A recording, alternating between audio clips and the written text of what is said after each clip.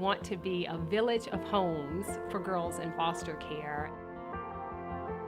Our girls come to Grace House through no fault of their own. They've all been abandoned, neglected, and abused, and they're in DHR's custody. But when they come to Grace House, they finally get a sense of family. They get to live a normal life, that every girl deserves.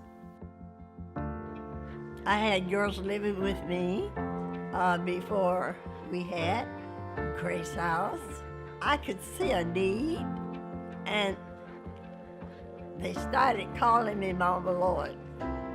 Mama Lois, our founder, started Grace House when she was 69 years old. Most people think that she was a lot younger, but she was, of age. I was old, but God gave me a young spirit. He still has given me that young spirit. It didn't seem like a job. It was a responsibility, but it's one that I love. I came along Grace House when I was in college and literally sat at her feet and just learned all about girls in foster care, the nonprofit business, and she would often refer to me as her Joshua, and she was like the Moses, and I understood that perfectly because she was essentially handing on the mantle to me to continue her legacy, to continue the journey. She started off with 8 girls. We now have 28 girls on our campus, and the vision, the future is to have 100 girls on our campus. So we continue to grow, we continue to expand, we continue to make a difference and impact the lives of girls in foster care.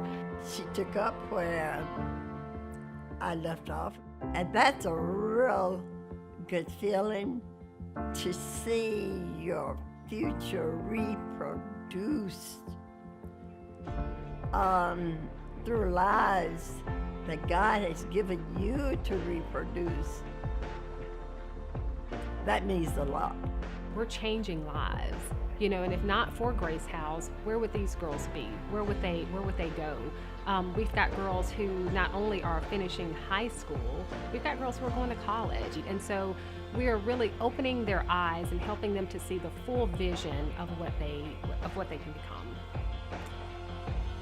I feel fulfilled, and I think that's the reason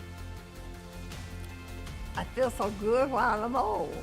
I thank God every day for the opportunity to be able to live out my passion, but more importantly, to be able to continue what Mama Lois started. I'm just so extremely grateful that I can, as she did to me, pour my life into the lives of these girls and to make a difference.